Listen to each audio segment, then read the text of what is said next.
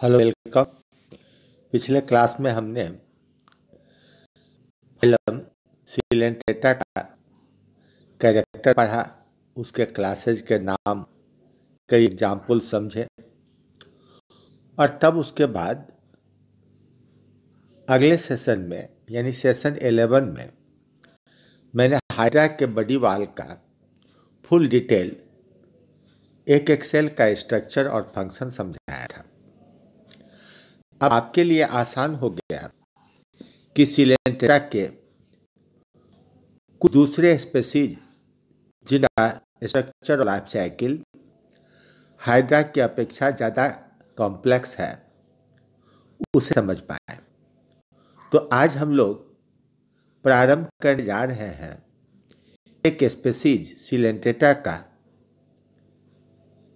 जिसे कहते हैं ओबेलिया। तो हम लोग ओबेलिया का स्ट्रक्चर देखेंगे और तब उसका फंक्शन समझेंगे, उसके अलग अलग पार्ट्स के क्या काम है, क्या नाम है, एक एक कर समझेंगे। इसका सिस्टमैटिक पोजीशन हाइड्रा की तरह ही फाइलम सिलेंटेटा के क्लास हाइड्रोजोआ में है, लेकिन यह इंडिविजुअल एक अकेले प्राणी के रूप में नहीं रहता, बल्कि यह एक कॉलोनियल हाइड्रोजोआ है। बॉडी पॉलिप फॉर्म में है, लेकिन उसमें ब्रांचेज बनते हैं और एक नहीं कई तरह के बडिंग के द्वारा संतान जैसी ही रचना बनती है। ये दायां बायां ब्रांचिंग करता है, इसलिए स्पीसीज का नाम डायकोटोमा रखा गया। समुद्र में किनारे की ओर पत्थर चट्टान पर जिस तरह के नल के पास, कुएं के पास, पुराने घरों की दीवार पर मॉस ग्रो कर जाता है, यानी कि काई लग जाती है, आप ध्यान से देखिएगा, वो छोटे छोटे पौधे के समान की रचना है, ब्रायोफाइटा है। ठीक उसी तरह यह भी देखने में लगता है, तो लोग अक्सर सी फर कह देते हैं। Obelia is A sedentary marine colonial form of Silenteta found attached on the surface of seaweeds, molluscan shells, rocks, etc. in shallow water up to 80 metre in depth. Sedentary स्थिर जीवी है, समुद्री जीव है जो समूह में है। वैसा समूह नहीं जैसे कि हम आप क्लासरूम में 150 लोग जमा हो जाते हैं। यह पत्थर चट्टान पर चिपका रहता है, समुद्री पौधों की सतह पर चिपका रहता है, स्नेल के शेल के ऊपर चिपका रहता है और अधिकतम 80 मीटर तक की गहराई में रहता है। इस गहराई के बाद और अंदर जाने के बाद फूड और ऑक्सीजन दोनों की कमी होने लगती है। यह सेडेंटरी है, इसलिए इसको फूड और ऑक्सीजन दोनों समुद्र के ऊपरी सतह के आसपास ही मिलेगा।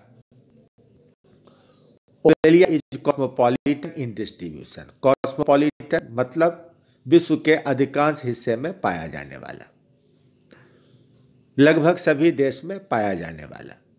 फॉर्मिंग ए व्हाइटिश और light brown plant like fur in the sea. रोएदार सतह बनाता है, हल्के भूरे रंग का बनाता है या सफेद रंग का बनाता है। बड़ा रेयर है कि कोई ब्लू ग्रीन एल्गी इसके मीजोग्लिया में जाकर ग्रो कर जाए और यह ग्रीन कलर ले ले, लेकिन ऐसा होता है, तो इसे सी फर नाम दिया गया। अब मोटे तौर पर इसके कॉलोनी की बनावट समझिए। इसको ट्राइमॉर्फिक कॉलोनी कहा गया। The Obelia is a trimorphic colony having 3 kinds of zooids. Zooids animal का छोटा रूप, तीन तरह के एनिमल का छोटा रूप एक ही शरीर में जुटा हुआ है। कौन है यह शरीर? तो एक है पॉलिप या हाइड्रेंथ, ये न्यूट्रिटिव है, पोषक है, खाना खाने के लिए बनाया गया है। दूसरा है गोनेंजिया और ब्लास्टोस्टाइल, ये बड की तरह ग्रो करता है और इसी के अंदर इसके मेड्यूसा फॉर्म का निर्माण होता है, यानी तीसरे रूप मेड्यूसा फॉर्म का निर्माण होता है जो सेक्सुअल रिप्रोडक्शन करने के लिए बनाया जाता है। तो जैसे कि आप पत्तों के बीच एक्सिल से बड निकलते हुए, ब्रांच निकलते हुए, फूल खिलते हुए देखते हैं, ठीक इसी तरह एक सीधा पॉलिप, उसमें जगह जगह दाएं बाएं हाइड्रेंथ का निर्माण होता है और मेन एक्सिस और हाइड्रेंथ के बीच के एक्सिल से गोनेंजिया का निर्माण होता है या ब्लास्टोस्टाइल का निर्माण होता है, जिसके ऊपर मेड्यूसा यानी सेक्सुअल बॉडी डेवलप करते हैं। यह देखिए दूर से फोटोग्राफ लिया गया, यह परफेक्टली प्लांट लाइक स्ट्रक्चर है। कोई इसे सामान्य आदमी देख करके एनिमल नहीं मान सकता, लेकिन क्लोजअप लेने के बाद देखिए यह बदल जाएगा। ये इस तरह की रचना है। आप इसमें देख रहे हैं, बाईं ओर देखिए जहां लेबलिंग किया हुआ है, टेंटिकल से युक्त कप लाइक स्ट्रक्चर्स बने हुए हैं, वो इसका हाइड्रेंथ है, फूड लेने वाला हाइड्रा जैसा प्राणी। दाहिनी ओर भी एकदम किनारे की ओर इस तरह से टेंटिकल से युक्त हाइड्रेंथ है, और हाइड्रेंथ और एक्सिस के बीच में आप देख रहे हैं क्लब स्ट्रक्चर, उसके अंदर लाल लाल गोल गोल कुछ रचनाएं आपको दिख रही है, वह इसका ब्लास्टोस्टाइल है, उसके ऊपर बड का निर्माण हो रहा है।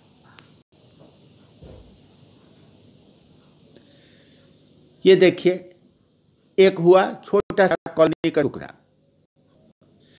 इसमें पत्थर पर चिपक कर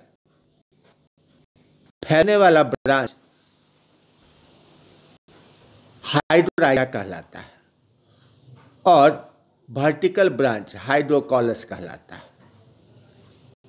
और ऊपर जो जितने ब्रांच पार्ट दिख रहे हैं आपको, हाइड्रा जैसा या क्लब शेप्ड, गोनेंजियम जैसा, ये सब के सब अलग अलग जूइड्स हैं, तो सब मिलकर के एक कॉलोनी बन गया। अब इसको डिटेल में समझने के लिए डायग्रामेट में आइए, लेबलिंग किया हुआ है। दाहिनी ओर से देखिए टेंटिकल्स है, हाइड्रोथीका जो अंदर में हाइड्रेंथ है उसके ऊपर एक पतला सा थीका यानी खोल है, क्यूटिकल है जो फैल गया है, और उसके अंदर जो बॉडी वाल का हिस्सा है वो सिनोसार्क कहलाता है। अब जहां जहां ब्रांच हो रहा है, लगभग सभी जगह आपको रिंग में ज्वाइंट दिख रहा है। तो रिंग में ज्वाइंट होना यानी एन्युलस होना, एन्युलस मतलब रिंग। इस रिंग के कारण इसको झुकने में, दाएं बाएं झुकने में कोई परेशानी नहीं होती है।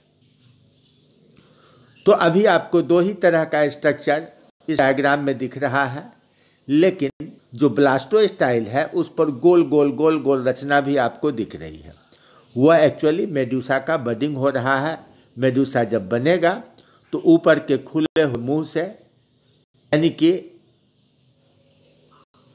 ब्लास्टोस्टाइल के ऊपर जो ओपनिंग है उससे बाहर निकल जाएगा और फ्री स्विमिंग करते हुए सेक्सुअल रिप्रोडक्शन करेगा। Each colony of Ovelia consists of a horizontal thread-like root called hydrorhiza। तो जो हॉरिजॉन्टल ब्रांच पत्थर चट्टान पर फैलता है, प्रोस्टेट करता है, वेजिटेटिवली प्रोपेगेट करता है, उसको हाइड्रोराइजा कहा गया। From hydrorhiza arise a vertical branch about 2.5 centimetre long which is known as hydrocols। तो हॉरिजॉन्टल ब्रांच है हाइड्रोराइजा, और उससे जगह जगह पर हाइड्रोकॉलस की उत्पत्ति होती है जो वर्टिकल ब्रांच है। कोई रूट, कोई स्टेम पर नोड जैसी रचना नहीं है इसमें। लेकिन जगह जगह से क्या होता है कि बडिंग होता है और हाइड्रोकॉलस से वर्टिकल ब्रांच यानी हाइड्रोराइजा की उत्पत्ति होती है। इसकी मैक्सिमम लंबाई 2.5 सेंटीमीटर होती है। The polyps, their tubular connections and blastocysts are made of ectoderm, mesoglea and endoderm। तो सिलेंटेटा का बेसिक कैरेक्टर है डिप्लोब्लास्टिक, तो बाहर एक्टोडर्म, अंदर एंडोडर्म, उन दोनों के बीच mesoglea. These layers are together called coenosarc, यानी बॉडी वाल, इंटैक्ट बॉडी वाल को, जिसमें कि दोनों ही एक्टोडर्म एंडोडर्म और बीच में मेसोग्लिया हो, उसको कहेंगे coenosarc. Its cavity is coelenteron which is continuous and common to all the members. पूरा का पूरा कॉलोनी, बहुत सारे ब्रांचेज, हमने आपको डायग्राम में एक ब्रांच दिखलाया, लेकिन सैकड़ों हजारों ब्रांचेज हैं, सब अंदर ही अंदर, सबके सिलेंटेरॉन आपस में मिले हुए हैं। खाएंगे कोई एक, लेकिन बांटेंगे सबको, और सब मिलके खाएंगे, सब बांट कर खाएंगे। ऐसी ही व्यवस्था इस तरह के कॉलोनी में होती है। The entire colony is covered by A tough yellow chitin secreted by. तो बाहर से जो खोल, आगे और एक फोटोग्राफ दिखलाया जाएगा आपको, बॉडी वाल के बाहर जो एक पतला खोल सिक्रीट होता है, वो काइटिन है, थिन काइटिन है। उसको पेरिसार्क यानी चारों ओर का स्ट्रक्चर माना गया। वह एक एक्स्ट्रा कवर है जो प्रोटेक्टिव कवर है। The perisarc constitutes the exoskeleton and it covers the hydrorhiza, hydrocaulus, their branches. At the base of each polyp it forms clear wine glass shape hydrotheca. जब हम हाइड्रेंथ की बात करेंगे, हाइड्रा जैसे tentacle वाले प्राणी की बात करेंगे, तो उसके चारों ओर मैंने कहा कि कप लाइक स्ट्रक्चर है। तो बाहर से एक खोल लगा हुआ है इसी काइटिन का, जो कि एक ट्रांसपेरेंट सा स्ट्रक्चर है, उसको नाम दिया हाइड्रोथिका, यानी हाइड्रेंथ का खोल।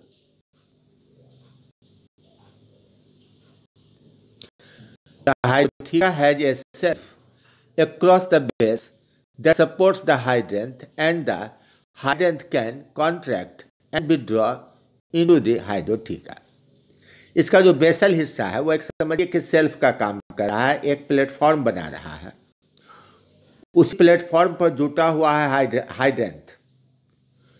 तो हाइड्रेंथ जब फूड कैप्चर करना चाहेगा तो इलोंगेट हो जाएगा, उसके टेंटिकल्स ऊपर खुले हुए मुंह से बाहर निकलने लगेंगे, वो खाने की चीज़ों को पकड़ने लगेगा। इंसेक्टिवोरस होता है, इसलिए वह छोटे छोटे ऑर्गेनिज्म को पकड़ने लगता है।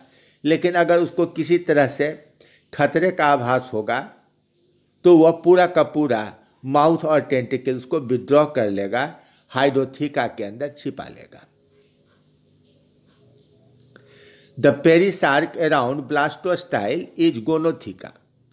हाइड्रेंथ के चारों ओर हाइड्रोथिका, तो ब्लास्टोस्टाइल के चारों ओर का खोल गोनोथिका। अलग अलग नाम, एक ही चीज है। The blastostyle and gonotheca are together called gonangium. बीच में जो बॉडी वाल है, एक रॉड की तरह लंबा, जिसके ऊपर के बड बन रहे हैं मेडुसा के लिए, उस पूरे को घेर करके बना गोनोथिका। और गोनोथिका और ब्लास्टोस्टाइल सबको मिला के कहेंगे गोनेंजियम। यानी गोनेंजियम के दो पार्ट हुए, एक हुआ chitinous cover that is gonotheca, और दूसरा हुआ उसका मेन एक्सिस, मेन बॉडी जो डिप्लोब्लास्टिक है, वह है blastostyle. The perisarc is an exoskeleton. At first it is continuous with the cynosarc, but on growing it separates and is joined to the cynosarc only at intervals by minute projections. At these places it gets rings which allow bending. इस chitin का जब secretion हो रहा है तो epidermal cell करता है। Cell करता है इसलिए सेल के सरफेस पर यह सिक्रीशन होता है। तो शुरू में यह सिक्रीशन सेल की सतह पर चिपका रहता है, इसलिए सिनोसार्क से सटा रहता है। लेकिन जैसे जैसे ये पुराना होते जाता है, ये मोटा होते जाता है, बॉडी वॉल से सेपरेट होकर के एक अलग होल बना लेता है। लेकिन पूरी तरह से ये अलग नहीं हो रहा है।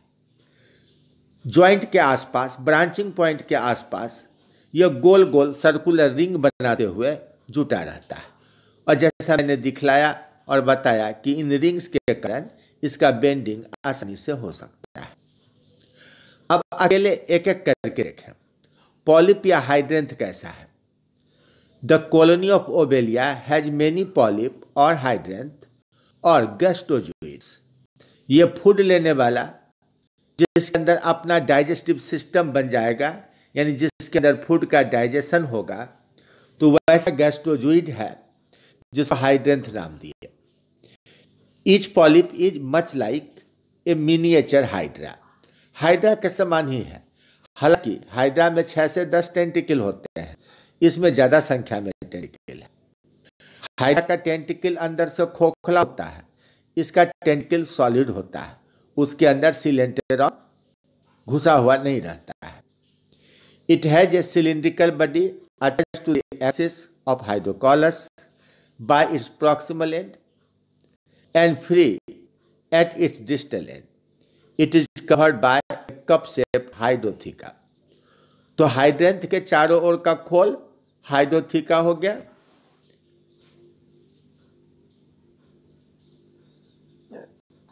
यह दूसरा डायग्राम देखिए, पहले वाले डायग्राम का ही डुप्लीकेट है, लेकिन इसके बगल में भी कुछ और कॉलोनी के हिस्से दिखाए जा रहे हैं।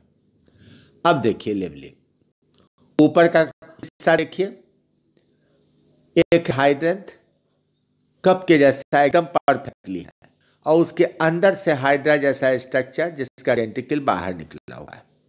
जगह जगह रिंग भी बना हुआ दिख रहा है, और मेन एक्सिस और हाइड्रेंथ के बीच एक्सिल में लगा हुआ है कौन? तो गोनेंजियम। तो गोनेंजियम में भी अंदर में ब्लास्टोस्टाइल, बगल से बडिंग हो रहा है मेड्यूसा का, और ऊपर से गोनोथीका नाम का होल है।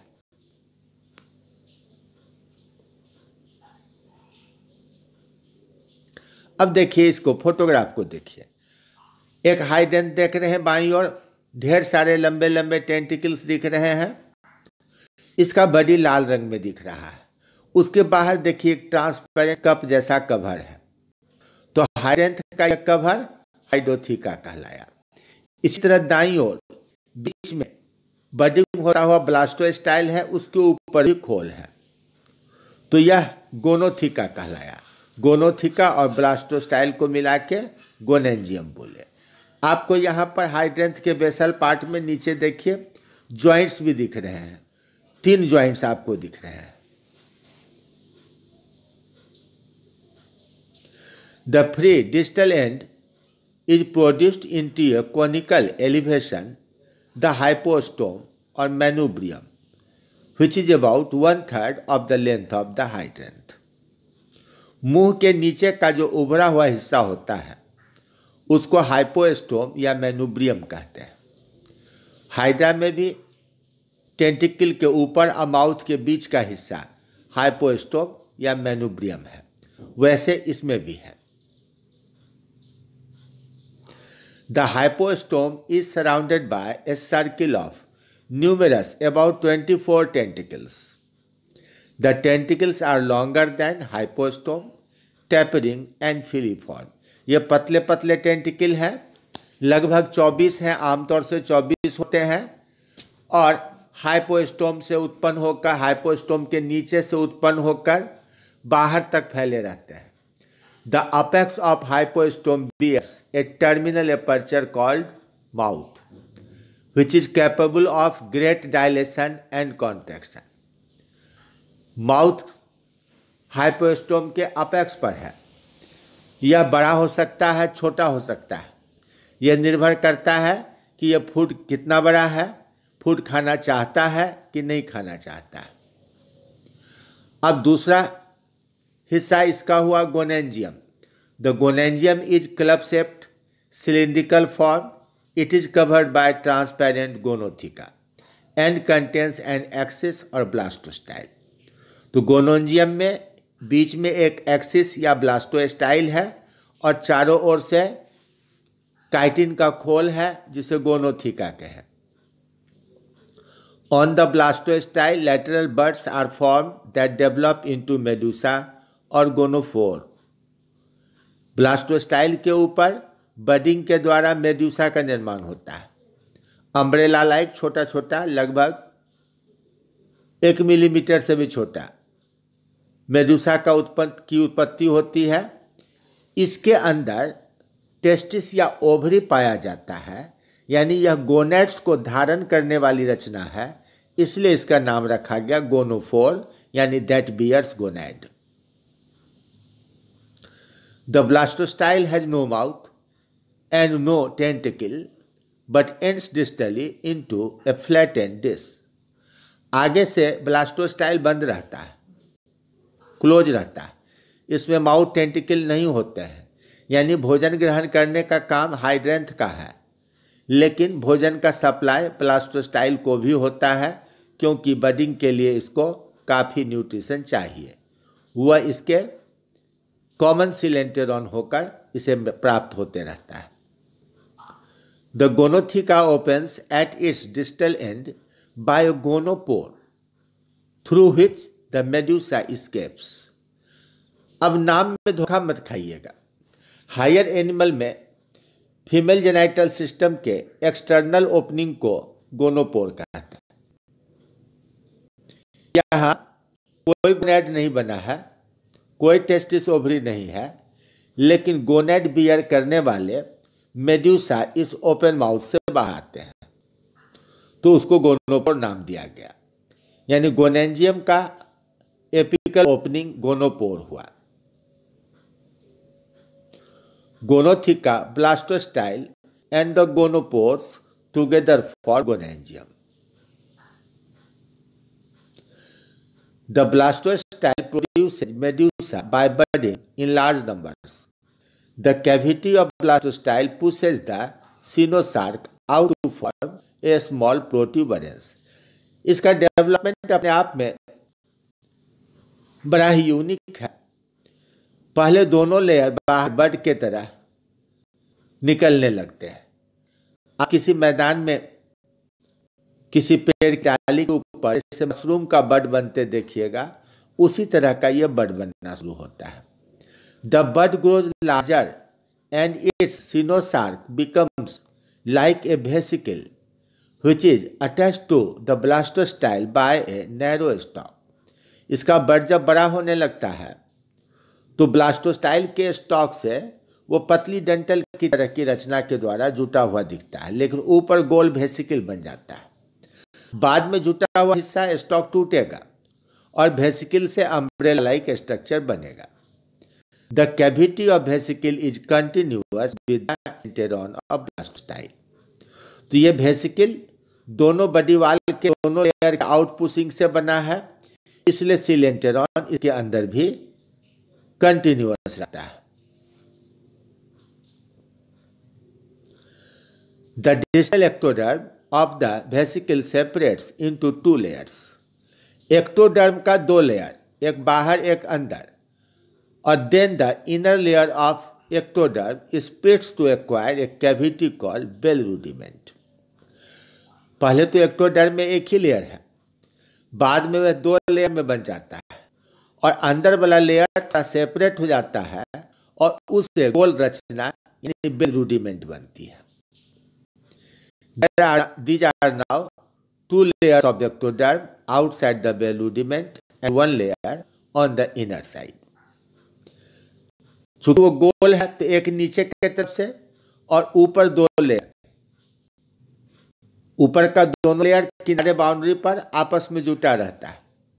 The cavity of bell rudiment assumes the shape of sub umbrella and a manubrium is formed in the center. बीच का हिस्सा चारों ओर से खोखला हो जाता है और अम्ब्रेला यानी छत के नीचे हिस्से का निर्माण करता है, जिसको सब अम्ब्रेला कहें, और इसी में मैन्यूब्रियम यानी माउथ के पहले का हिस्सा विकसित होगा। The 2 layers of ectoderm which enclose the bell rudiment from outside now break, leaving a marginal and circular self called velum. एक पार्ट स्टॉक की तरह जुटा हुआ था ब्लास्टोस्टाइल से, ऊपर एक वेसिकल डेवलप किया। वेसिकल का जो सबसे बाहर का हिस्सा है उसका एक्टोडर्म 2 भाग में बंटकर आउटर और इनर एक्टोडर्म बनाया, और किनारे वाला हिस्सा स्टॉक से जुड़ा हुआ है। जब यह अंदर से फैलते फैलते टूटता है, फटकर यह फैलता है अम्ब्रेला की तरह, तो जो मार्जिन वाला हिस्सा पहले मेन स्टॉक से जुटा हुआ था, वहां पर एक पतला सा सर्कुलर मेम्ब्रेन बच जाता है, उसको बोलते हैं velum. In most hydrozoan medusa the velum grows and becomes prominent, but in Obelia it decreases and becomes insignificant. Hydrozoa में बहुत सारे इस तरह के कॉलोनियल फॉर्म हैं। एक फॉर्म तो अजीबोगरीब है, उसका नाम है बोगिनविलिया, और बोगिनविलिया एक प्लांट का भी नाम है। तो अधिकांश में जब मेडूसा का निर्माण होता है तो वो मेम्ब्रेन का गोल रिंग यानी भेलम रह जाता है, लेकिन ओवेलिया में विकास होते होते यह भेलम रिड्यूस कर जाता है।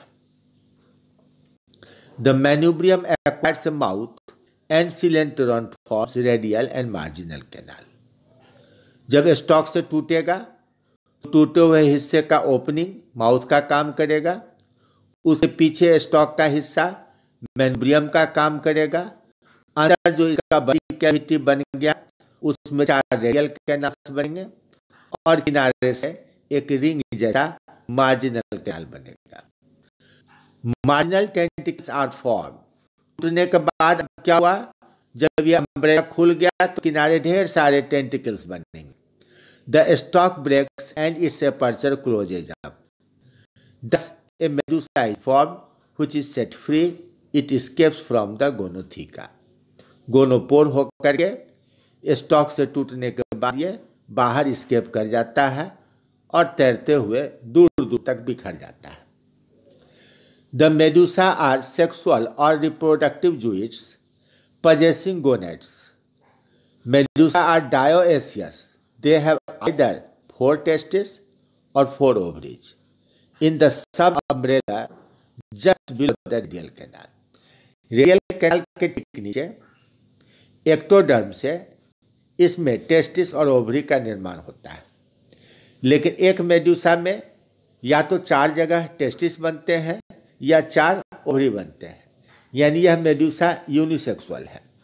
एक ही मदर बॉडी से बनने वाले ढेर सारे मेडूसा में कुछ फीमेल मेडूसा कुछ मेल मेडूसा होते हैं, यानी सेक्सुअल रिप्रोडक्शन के लिए एक फीमेल मेडूसा और एक मेल मेडूसा दोनों का होना जरूरी है, इसलिए यह डायोसियस कहलाता है। क्रॉस फर्टिलाइजेशन होता है।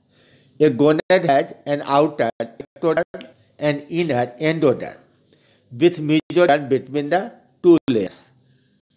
सभी सिलेंटर का कॉमन कैरेक्टर है एक्टोडर्म एंडोडर्म दोनों के बीच में mesoglea. The germ cells of ovelia arise from interstitial cells of ectoderm of the blastostyle. तो यहाँ पर गोनेड का निर्माण जर्म सेल का निर्माण एक्टोडर्म से है and migrate into the medusa. When germ cells mature, the gonads rupture and spermatozoa or ova are discharged externally into water. और ये मैच्योर होगा तो उससे एक एग निकलकर सब अम्ब्रेलर सरफेस पर रेडियल कैनाल के ठीक नीचे ओवरी रप्चर करेगा, उससे ओवम रिलीज हो जाएगा। और अगर ये टेस्टिस है तो हजारों हजार की संख्या में स्पर्म निकलकर रिलीज हो जाएंगे। ये देखिए बनने का तरीका, पॉइंट नंबर 1 2 3 4 5 6 लिखा हुआ है। पहले हल्का सा बड बना 1 और 2 में देखिए, इसमें दोनों लेयर एक्टोडर्म और एंडोडर्म चले गए, ये गोल रचना जो पहले प्रोटूबरेंस यानी उभार के रूप में है, बाद में और गोल होने लगा तो वेसिकल नाम दिए। अब 3 नंबर में देखिए कि एक्टोडर्म के और एंडोडर्म के बीच में स्पेस बनने लगा। और 4 नंबर में देखिए एक्टोडर्म जो है वह 2 भाग में स्प्लिट कर गया। तो बाहर वाले सतह के बाद एक स्पेस आ गया, सब अम्ब्रेलर कैविटी लिखा है, और इनर एक्टोडर्म जो है उससे बनने लगा रूडिमेंट ऑफ मैनुब्रियम। 5 और 6 नंबर देखिए कि किस तरह उससे फिर हाइपोस्टोम और माउथ बनता है।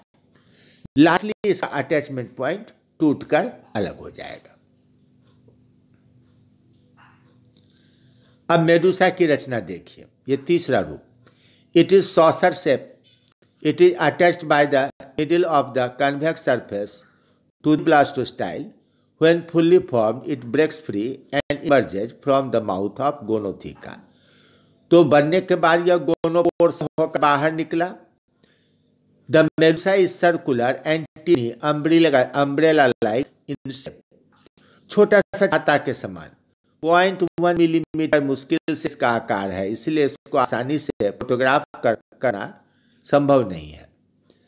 The convex outer surface is known as exumbrellar. ऊपर का गोल dome shaped exumbrellar surface, और लोअर जो है कनकेव इनर सरफेस इज सब अम्ब्रेलर। छाता का ऊपर का हिस्सा को आप क्या कहिएगा? कोई नाम नहीं देते, तो समझ लीजिए कि छाता का ऊपर एक्स अम्ब्रेलर और छाता का नीचे गड्ढा वाला कनकेव वाला हिस्सा सब umbrella. From the centre of सब umbrella arises a short projection manubrium। At its apex is a square mouth surrounded by 4 oral lobes। बीच में एक थोड़ा सा छोटा सा प्रोजेक्शन है, डंटी जैसा। उसका ओपन पार्ट जो होगा वो माउथ का काम करेगा, देखने में ये चौकोर लगेगा, और चारों ओर से उसके उभार ओरल लोब्स, 4 ओरल लोब्स बन जाते हैं। The mouth leads into enteric cavity और gastric cavity in manubrium। मुंह के पीछे मैनुब्रियम से पार करते हैं, वह गैस्ट्रिक कैविटी बनता है, यानी stomach like structure. From the enteric cavity arises 4 radial canal. अब अंदर सिलेटेरॉन 4 अलग अलग रेडियस पर एक एक ब्रांच बना लेता है, तो इस तरह से 4 रेडियल कैनाल्स बन जाते हैं। They run to the margin of the bell to join a ciliated circular canal. पूरे गोलाई में एक सर्कुलर कैनाल है, चारों रेडियल कैनाल जाकर इस सर्कुलर कैनाल से जुड़ जाते हैं। हालांकि मेडूसा को फूड कैप्चर करने, खाने, पचाने का समय नहीं मिलता। The enteric cavity and the canals represent enteron which distributes food. Projecting from the middle of the radial canal are 4 gonad. तो हर रेडियल कैनाल के बीच से निकल रहा है क्या? Gonad. Since sexes are separate they are either testis और 4 ovaries. तो यूनिसेक्सुअल है, इस रेडियल कैनाल पर या तो 4 ओवरी बनेंगे या 4 टेस्टिस बनेंगे। ये देखिए फोटोग्राफ है, 4 गोनेड्स आपको स्पष्ट दिख रहे हैं, और बीच में एक डंटी जैसा लटकता हुआ हिस्सा है, और उसका ओपनिंग है, वो माउथ है इसका। कम से कम 32 टेंटिकल्स गिने जा सकते हैं। ये टेंटिकल्स माउथ के बगल में ही बल्कि अम्ब्रेला के रिम पर, मार्जिन पर है।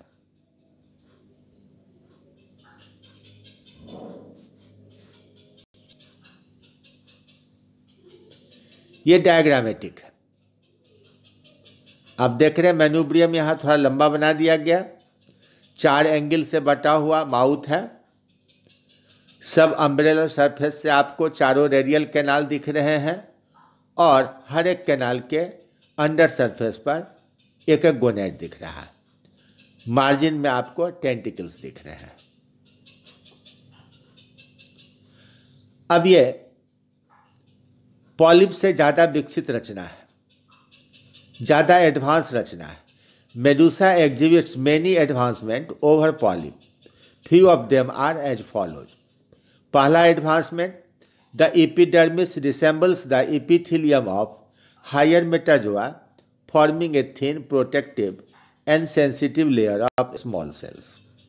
तो इसका एपिथेलियम यानी एपिडर्मा एपिथेलियम हाइड्रा जैसे प्राणियों से ज़्यादा विकसित है और थोड़ा थोड़ा हायर लेवल के एनिमल से मिलता जुलता है। The enormous development of mesoglea reduces the gastrovascular cavity or enteron to a system of canals and also provide lightness which help in buoyancy। इसमें मीसोग्लिया ज़्यादा विकसित है, परिणाम दीवार की मोटाई बढ़ती है तो अंदर गैस्ट्रोवेस्कुलर कैविटी या एंटेरॉन उसका ल्यूमिनल डायमीटर कम हो जाता है। The nervous system shows two nerve rings constituting the central nervous system and nerve net forming the peripheral nervous system। इसमें पेरीफेरी तक नर्व फाइबर्स के सप्लाई करने के लिए थोड़ा ज़्यादा विकसित रचना बन गई, जिसके कारण दो नर्व रिंग बन गए। तो ऐसा लगता है कि सेंट्रल नर्वस सिस्टम बनने की दिशा में इसका विकास हो रहा है। The marginal sense organs represent the bases of 8 tentacles, are of special advancement to the free swimming habit of Medusa। जो रेडियल कैनाल से उस एंगल को कहेंगे पर रेडियल, एज पर रेडियल बोलते हैं। तो रेडियस के लाइन पर रेडियल एक्सिस हुआ और उन दोनों के बीच में इंटर रेडियल। तो 4 रेडियस और 4 इंटर रेडियस, इस पर एक छोटा सा स्टेटोसिस्ट जैसी रचना है, एक सेंस ऑर्गन है जो टेंटिकल के बेस पर लगा रहता है। The mode of sexual reproduction provides with dispersal of species due to its free swimming habit. Medusa तैर सकता है, इसलिए अपने कॉलोनी से दूर दूर तक फैल सकता है, बिखर सकता है। तो फर्टिलाइजेशन करके अपने जायगोट को यह पानी में दूर दूर तक वितरित कर देता है। परिणाम ओवर क्राउडिंग नहीं होती है और यह एक बड़े क्षेत्र में अपने नए कॉलोनी का निर्माण कर सकता है। तो कैसे करेगा, कैसे रिप्रोडक्शन होगा, कैसे ग्रोथ एंड डेवलपमेंट होगा? In the next session we shall discuss reproduction। तो अगले सेशन में हम लोग रिप्रोडक्शन पढ़ेंगे ओवेलिया में, उसी में उसके कॉलोनी का डेवलपमेंट तक पढ़ेंगे, यानी लाइफ साइकिल पढ़ेंगे। तब तक आप इसकी रचना को समझिए और याद कीजिए, फिर हम लोग अगले सेशन में मिलेंगे। Thank you very much.